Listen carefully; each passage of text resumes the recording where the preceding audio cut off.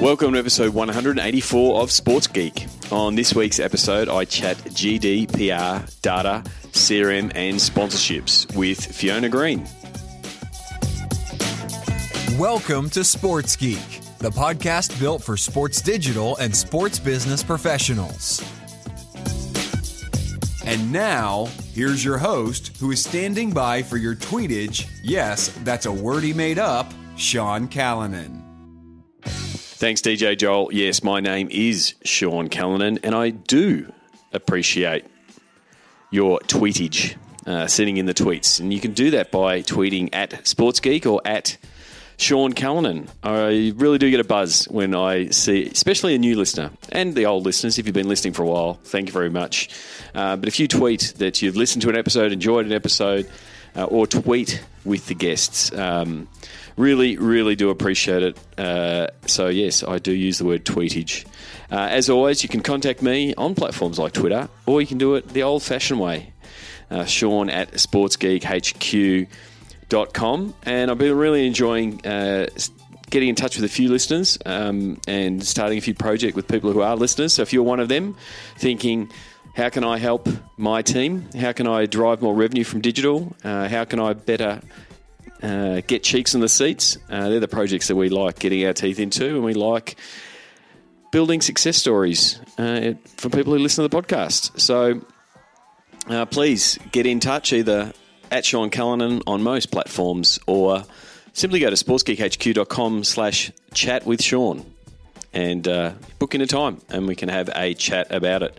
One thing that is funny, catching up with a few people who do listen to the podcast, is that some people listen at double speed, and so when they meet me in real life, I talk a little bit slower than they are used to. So I'm more than happy. Just tell me that you listen on double speed, and I'll have a few coffees beforehand. This week, I caught up with Fiona Green, a good friend of mine based in the UK. She is my go-to person when I want to talk about data and CRM, and it was one of the things that sort of came out, or that I came away from, one of the takeaways from my European trip, was the incoming data protection rules, GDPR as it's known, coming in May, and some of the fear and some of the theories about what's going to happen when it does come in. Is it all to be believed? Is it something to be worried about? What do you need to do to get ready for it?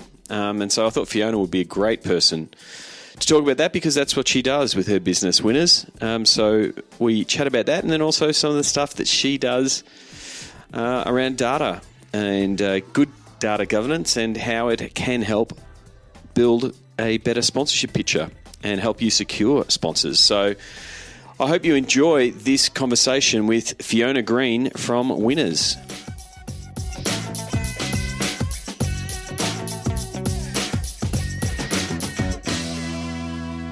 Very happy to welcome back good friend of mine all the way from the UK, Fiona Green from Winners. Welcome back to the podcast. Thank you, Sean. Thanks for having me back. My goodness me, I don't even know how many years it's been. Oh, it's definitely 2 or 3. It's been a while since you've been on the podcast, but thankfully we do catch up every now and again at conferences around the world, usually at SEAT. But I wanted to, the reason other than wishing you a happy new year at the start of the year, the reason I sort of sent you an email just recently was in my trip to Europe and talking to a few people behind the scenes in the sports space.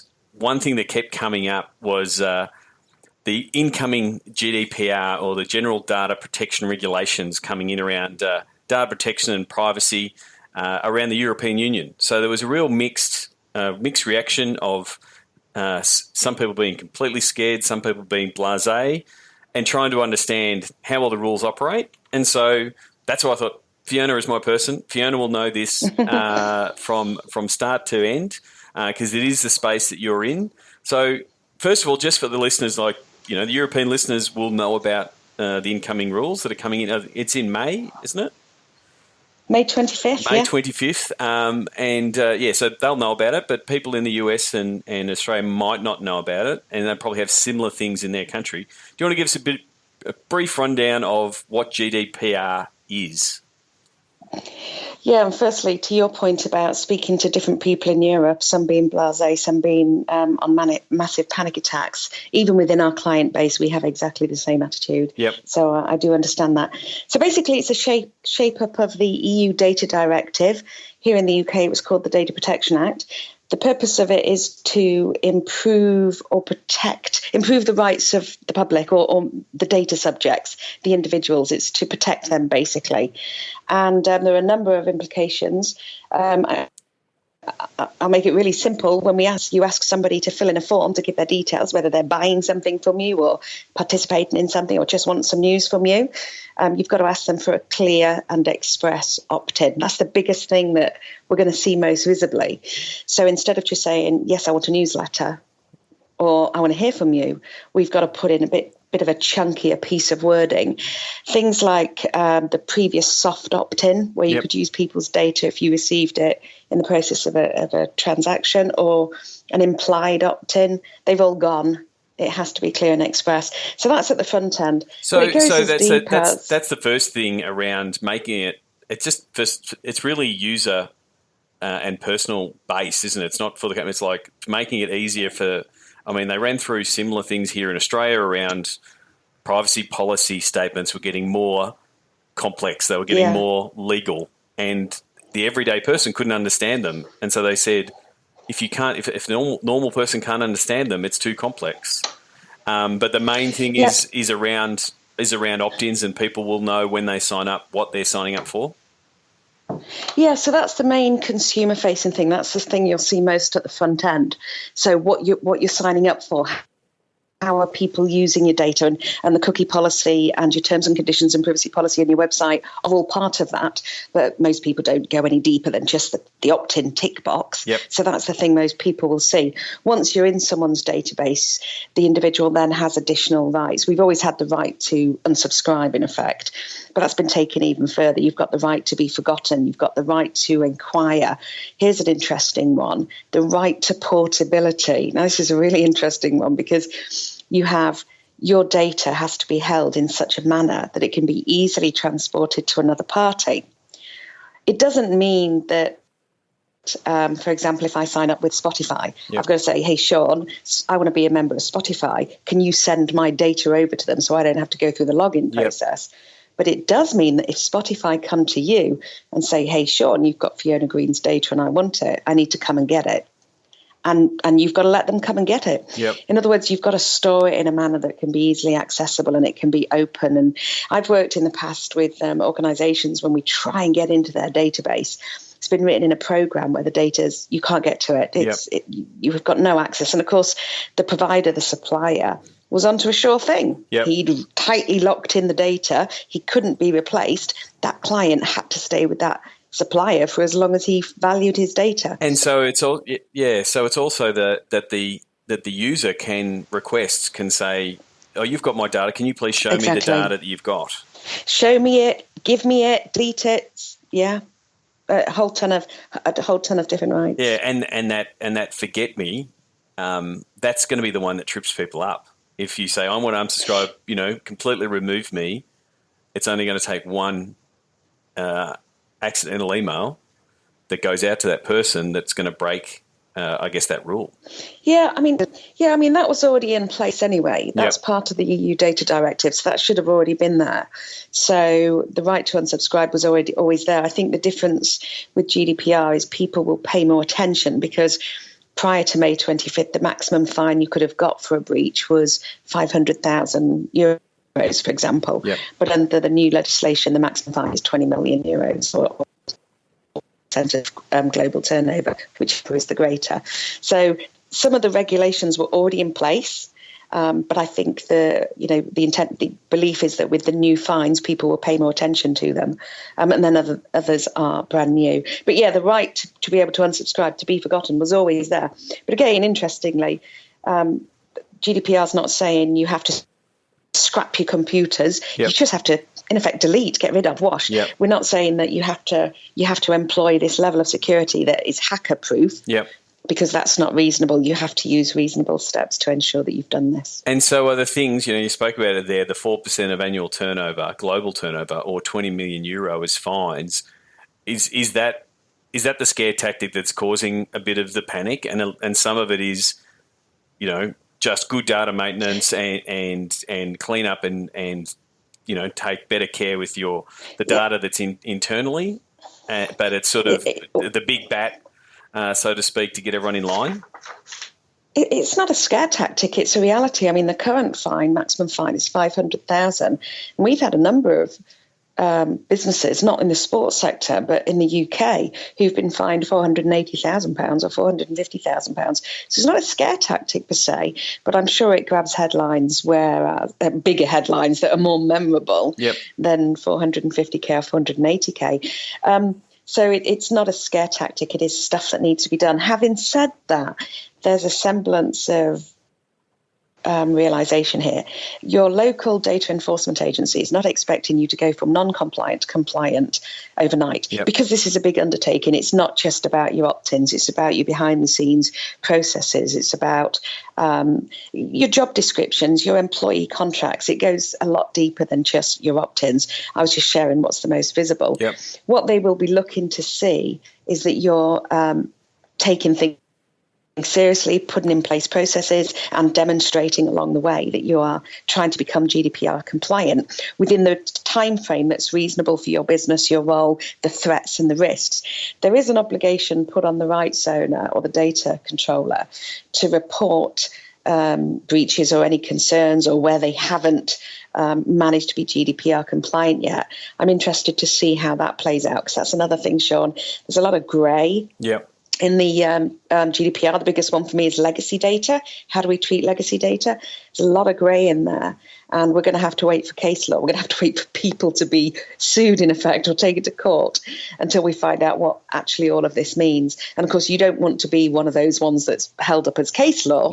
So you want to do as much as you can that's reasonable, that's not scaremongering, that really genuinely supports the data subject, until we learn more about what actually this means. But legacy data is my biggest one. What about people that have been in my database for 5 years, 8 years, 10 years, who've consistently engaged with me, but now I want to profile that data because I've never done profiling before, or I want to remarket to them, never done remarketing or retargeting before, never did, never could. Now I want to do it.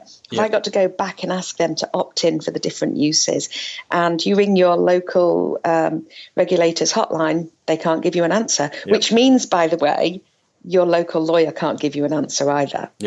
So, there's too much grey in there. A lawyer's answer would be, yes, go back and get them all to re-opt in, but nothing in the GDPR tells you need to do that. And I don't know if you've seen Man United's exercise, what they've gone through or what they're still going through. They're literally going out to their whole database and asking them to re-opt in. I opted in to Man United. I know how I did it. I know when I did it. And I know it was a clear and express opt-in. They didn't need to come back and ask me to do it again. Well, I'm not going to do it. It is a fail-safe, but there's every chance that you have your list or worse.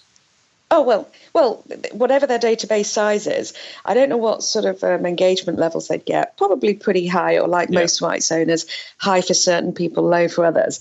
But you're working on normal open rate and click-through rate. So their listed size is going to diminish. Not only that, they're going to have to ask themselves the question, if somebody was sent the campaign and opened it, or was sent the campaign and didn't open it, do we just take that as an unsubscribe then? Effectively, you sort of have to. It's sort of a bit of a cleaning of the list. I guess the other thing that I wanted to ask is that the regulation has been brought in for the people in the EU, for individuals in the EU. So if you're operating business outside the EU but transacting data with EU citizens, then you've got to comply. Is that correct? Yeah, absolutely. Yeah, it is to a degree. It depends what your definition of transacting is. So our interpretation is, and by the way, we're not lawyers, obviously. We just work with this all the time. Our interpretation is if you are proactively targeting citizens in the EU, for example, the NFL sells their NFL pass to citizens in the EU. If you're providing EU language websites, for example, if you're presenting products and services with the euro currency, for example, you're proactively targeting citizens in the EU. If you happen to have people in your database, people coming to your website, people who are doing things with you who are from the EU in your database. Our interpretation is you're not expected to be GDPR compliant. It's if you are proactively pursuing that business. But here's an interesting thought. A lot of people believe that what we're doing here in the EU is the way of things to come. You know, Canada, you've just mentioned Australia itself tightening things up. Canada went through a major revision a couple of years ago. So there's another school of thought. Listen, if it's coming anyway, it's just good why data not practice. start?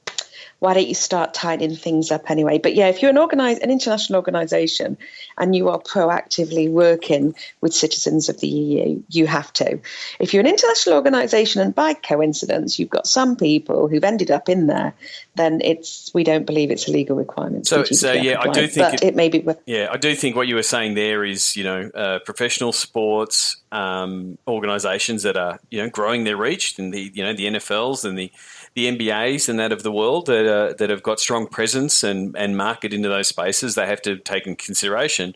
I guess the use cases I was thinking of were the really big players, the Facebooks, the Googles, the Amazons, the Twitters, and the data they're collecting. Oh gosh, it's always been a massive issue for them anyway, and there's always been regionalisation that they've had to deal with. I think it was about 4 years ago there used to be a natural act that allowed European-based organisations who have headquarters in the US to transfer their data over to US based on an existing agreement. I can't remember the name of it now, but that's gone now. Safe Harbour, that's it, the Safe Harbour agreement. That went about 3 or 4 years ago.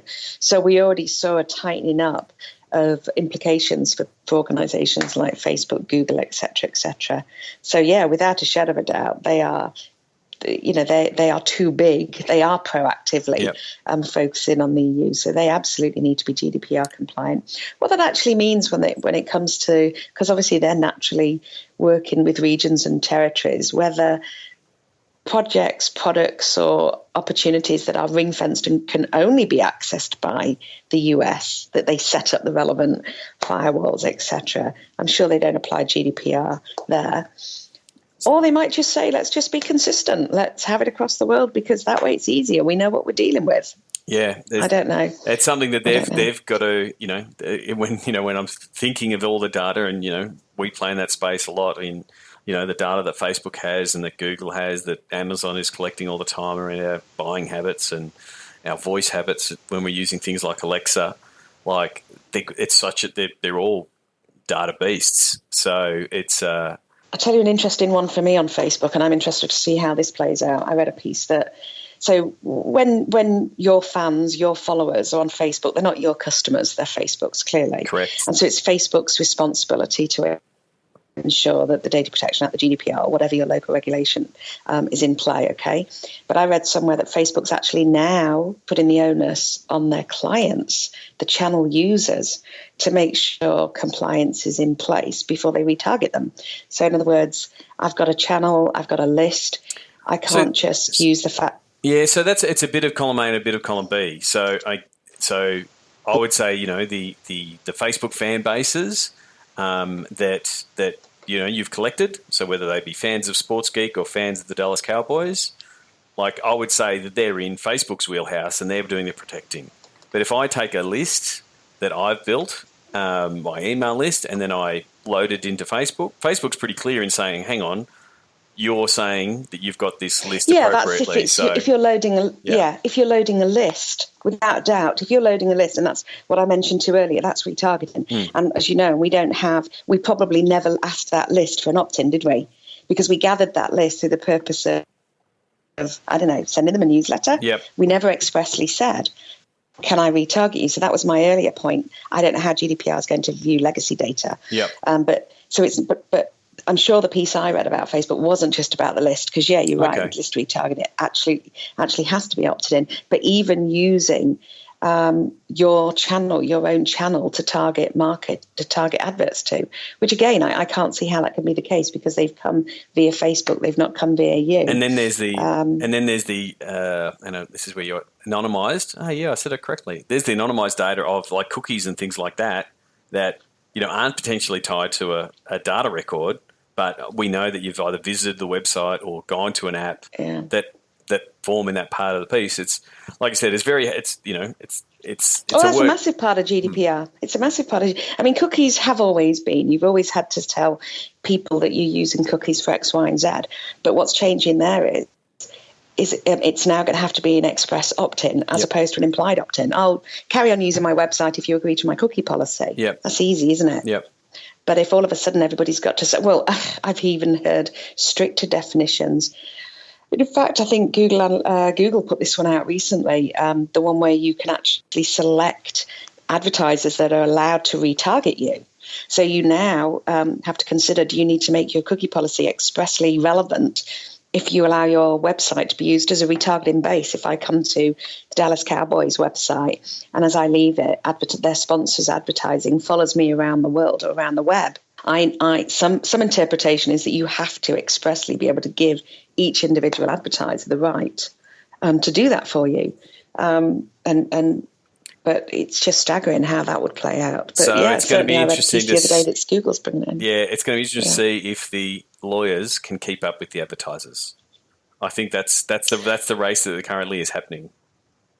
I think that the thing that gives me comfort is these behemoths of data organizations, whether it's Facebook or Google or Amazon, these are the guys who lobby to ensure that whilst the rights of the individuals are protected, they also are able to serve their customers and therefore make money, have a sustainable business.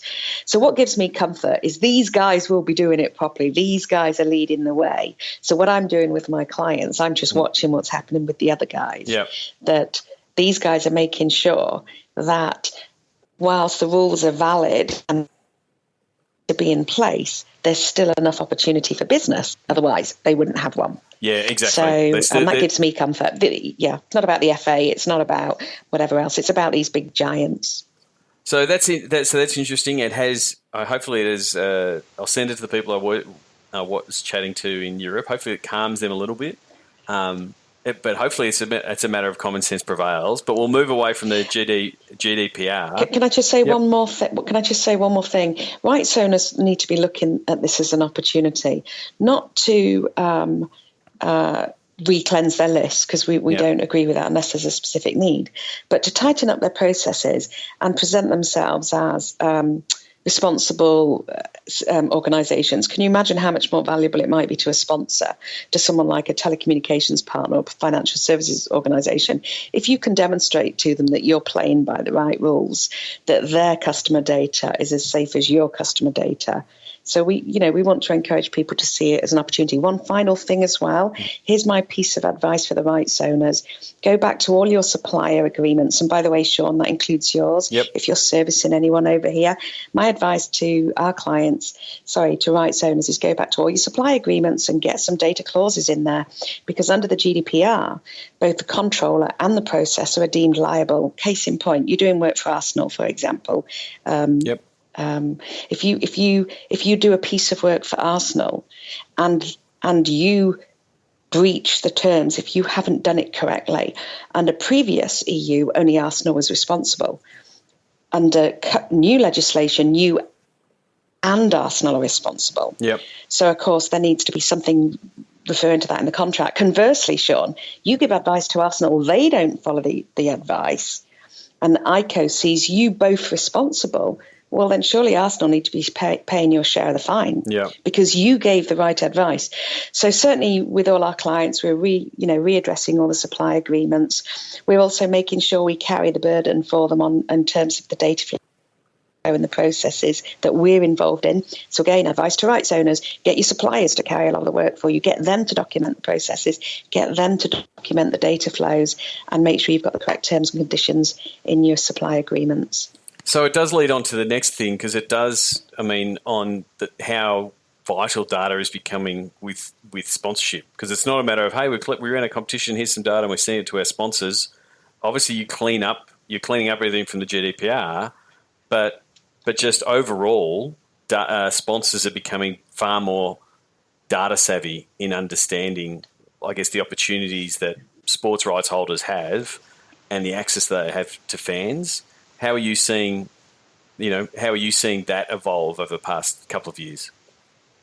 Yeah, it's a really interesting question. So it's no longer just about give me your email marketing list, give your email marketing list to a sponsor, which we would never have advocated anyway. And it's gone beyond just, put my message in an email campaign. I mean, we're talking back to the cookie policy and digital channels and allowing sponsors to put their cookies on your website so they can retarget or remarket to your fans. So again, that's a massive, massive discussion area. And I know on behalf of Winners, the side of that discussion that we come down on, which is, your sponsors are associating with you because of the value your IP brings. Do not give them your data. Do not give them access to your data. Completely. Carry the message. Carry the message in on their behalf. But no, I mean, it's having a great impact, but on a positive side. And the good thing about it is it doesn't matter about your scale. It doesn't matter about your size. Because even if you aren't doing anything now, but you've written a strategy or your plan in place, share that with a potential sponsor. They can see that you seriously. We actually had a really good experience with one of our clients, Fiona, a couple of months ago, and they find a fantastic deal, Booking.com. Now, Booking.com's a pure play online, so you can imagine how important data is to them without a shadow of a doubt. And UEFA said, if it hadn't been for the fact that we've been working with our data for 3 years, of course supported by Winners, we would never have signed this deal. Fiona, you mentioned there that you've worked with UEFA for 3 years and it really set them up for this Booking.com deal. What do they know now that they didn't know 3 years ago, and what were some of the steps they had to go through? So I think the biggest thing for them, as it is for any rights holder or indeed any business moving into this space, it was the creation of their single customer view. It was being able to look holistically at all their fans across the world and the types of relationships that they have with them. And it can be a challenge for organisations to pull that together. I mean, UEFA were in a position where they already had a lot of processes in place. You could register on the UEFA.com website 5-10 years ago. But the opportunity that they brought into play over the last 3 years was getting more of a structure and a strategy around how that data is being used and, more importantly, where it's being placed. So having that single customer view, that one centralised database, enabled them to answer the questions and to propose the solutions to Booking.com that were part of the contract negotiations. And, of course, now they will continue to build on that and move forward. And, they'll go from a single customer view to a data management platform to a client data platform, et cetera, and keep evolving. Yeah, I mean, that's what we talked about. One thing. That's what we talked about last time around, that it's not a matter of coming in, turning the keys, opening a box and pressing go. It is about getting all those building blocks to get to that point. So for UEFA, it was getting that single customer view and getting all the insights out of it. And then now that they're there, they can continue and get more sophisticated on their journey. Yeah, and at the end of the day, everything, it's all about the journey and the quick wins along the way. So even though it might have been 3 years to end up with the Booking.com discussion, there were many quick wins along the way. You are constantly evolving. The minute you say, right, okay, I'm going to start with an actual CRM or data strategy, it isn't a case of, and in 12 months' time I will have. It's more a case of continue to evolve, continue to improve, delivering quick wins, which you have to do to keep people engaged, to justify budget, for example. It was an evolving process. But that's ultimately what they meant when they said, if we hadn't been working with our data for 3 years, that was the key piece. It was the insights and the analytics that came out of that centralized data warehouse or a single customer view. So one thing I did want to ask you about, and we were talking about it in the pre-interview, is about the book you're working on. Yeah, thank you very much indeed, Sean. I haven't said this anywhere in the public domain. I've mentioned it to a couple of people, and of course I've got case studies and a forward that has been very generously provided by Paul Greenberg. But yes, I've been working on a book, and it's going to be in the streets. So what's the book about? Who is it for? Yeah. And how have you found the process? It's about the role of CRM, business intelligence and data analytics in the sports industry. Lots of books already out there on sports performance and data, and a couple of really good books about data for the business side of sport. But we're taking it a step further and going just beyond the data, because it's not just about the data, as important as it is. We work to 5 key elements, which are strategy, data, technology, process and culture.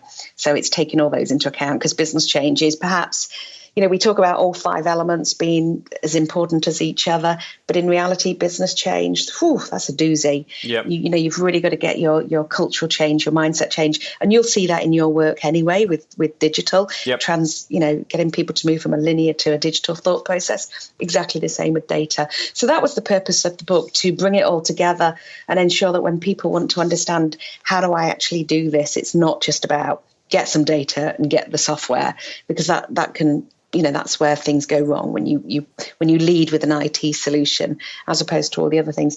But I guess the primary reason for doing it is when I entered this space about 7 years ago, I would have asked some daft questions. I mean, I always say to anybody I meet now, there's no such thing as a daft question. Any question is up for grabs. But I just am hoping that with the way I've approached this book, it will help answer some of those questions straight away, straight off the bat. So it's a helicopter view.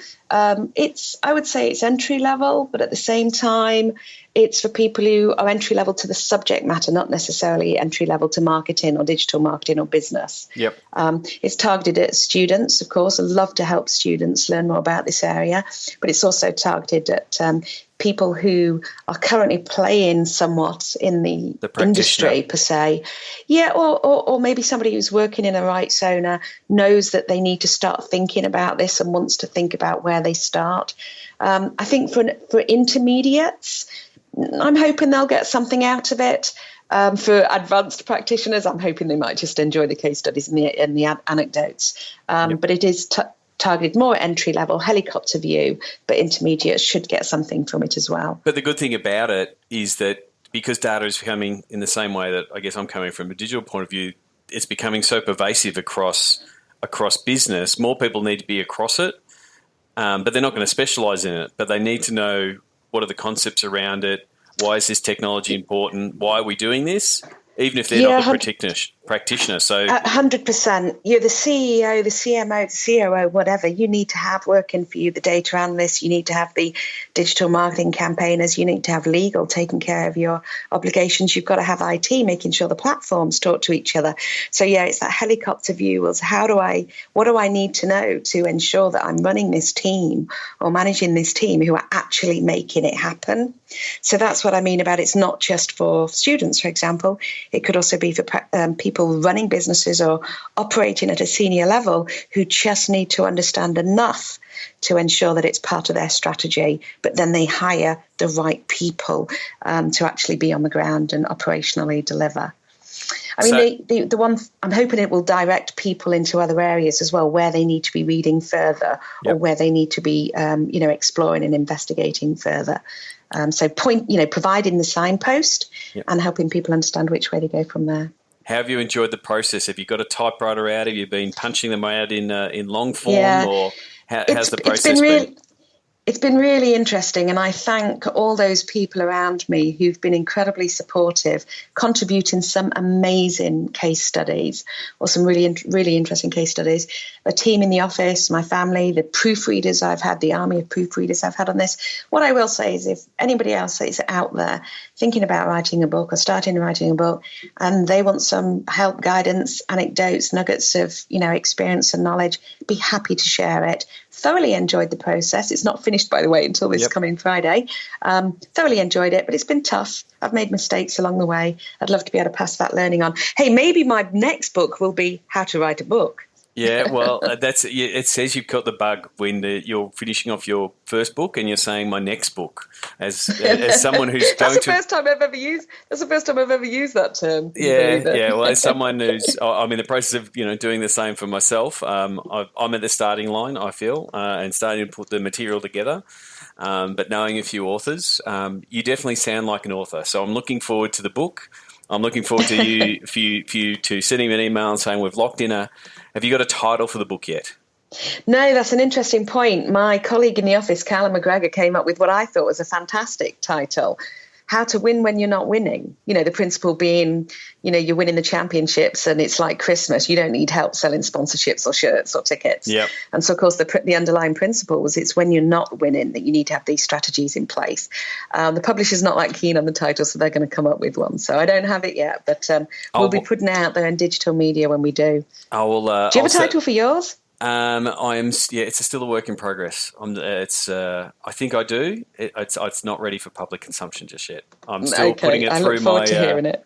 It's still going through my focus groups. Is the way I'm putting it. So if you need focus group help for yours, please send me a message. So I want to finish up this. I know you've got a meeting to get to. The Sports Geek Closing 5. Do you remember the first sports event you ever attended? I do indeed. It was Lincoln City versus Tottenham Hotspur at Sincil Bank. And the reason I remember it, I was 14 years old. Angela Borman took me and I saw Glenn Hoddle's thighs. Okay. Well, hopefully, have you still got it? I don't think I want to put that into Google, but I'll leave that, Glenn Hoddle's thighs. Okay. You've gone to many sports events, both in Europe and then in the US. Do you have a favourite food memory or a go-to food when you go to a sports event? I do have a go-to food. It's a straightforward pucker pie. I can't do without a pucker pie. But my favourite food memory was at Seat a couple of years ago. And we went around one of the stadiums and I saw a sign saying vegan hot dogs available here. I just thought only in America. But you didn't have one. I didn't have one. I'm not a vegan. But it was just the fact that they cater, I guess, to such a niche level for their fans was incredible. Incredible. Yep. He probably didn't sell any. Apologies to all my vegan listeners. The first app you open in the morning? Twitter. Twitter. Do you have some? Who do you think? Who could you suggest that the podcast listeners should follow that you look up to, and why? I really love a marketing expert called Mark Ritson who writes on Marketing Week. He covers the whole breadth of marketing, digital, data, offline, etc. Yep. What I love about Mark is he's not afraid to call a spade a spade. He even calls the F word on numerous occasions. Highly entertaining, very informative, really good read. Mark Ritson. Yeah, I think I shared his post on the Leeds United badge logo bundle. Yeah, it was great, wasn't it? Which was a really good take. Lastly, what social media platform is your MVP? My MVP is, again, Twitter, not just for the business, but also for me personally. I love that sound bite, quick review of what's going on. I find the moments invaluable. Well, thank you very much for coming back on the podcast and clearing up the confusion around the GDPR and telling us a little bit about successes you've had with UEFA. Where can people find you on the internet if they wanted to connect with you? So Fiona Green 66 is the Twitter handle. We also run the largest sports CRM and BI group on LinkedIn. So just look for sports CRM and BI. Our website address is winnersfdd.com. All right. Well, I'll have all those links as well as links to Fiona on LinkedIn, where she'll be starting to share out little snippets and little teasers for her book that will be coming out. And if you're in the CRM space, it will be one to look out for. If Paul Greenberg's written the forward, you've already got me as a buyer of the book. So thank you very much for coming on, and I will see you at the next conference. Thank you. Look forward to seeing you, and thank you for your time this morning. Cheers. Want to start driving more revenue from digital? Go to sportsgeekcampaigns.com. Thanks again to Fiona Green. Send her a tweet at Fiona Green 66. Tell her that you listen to the podcast and tell her that you're looking forward to her book. I'm looking forward to it. I'm looking forward to finding out, workshopping the title and finding out what the title is, Fiona. Best of luck. I will be following your lead. You're a little bit in front of me in writing and getting the book done.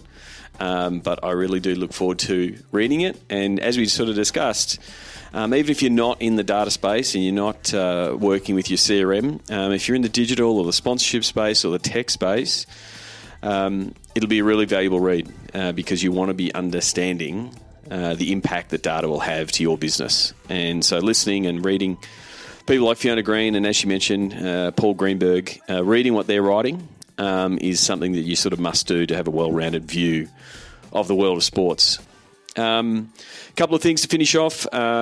Sort of going through athlete training season at the minute. Recently did a training session with the Australian women's football team known as the Matildas, talking to them around best practice around digital and athletes. And I really do think the platforms are changing and the opportunities are changing for athletes, especially with the rise of different media outlets that are athlete-based. I think you were seeing athletes go through the same phases that sports teams did when they first got on social, where they are developing themselves as brands in their own right and media entities in their own right. So it's always good to give a refresher to a playing group and a coaching group, which is just as important because they want to know what their players are doing. So we sort of, what the process is we sort of go through what the latest platforms are doing and how that affects an athlete, and then also talk about different tools and methods they can do to better appeal to both fans from a fan engagement point of view, but then also how they can be better property for a sponsor. So it's always a good discussion. It's always good to hear it from the athlete's point of view. How are they dealing with things like trolls? How are they interacting with brands? What are brands asking them to do on social?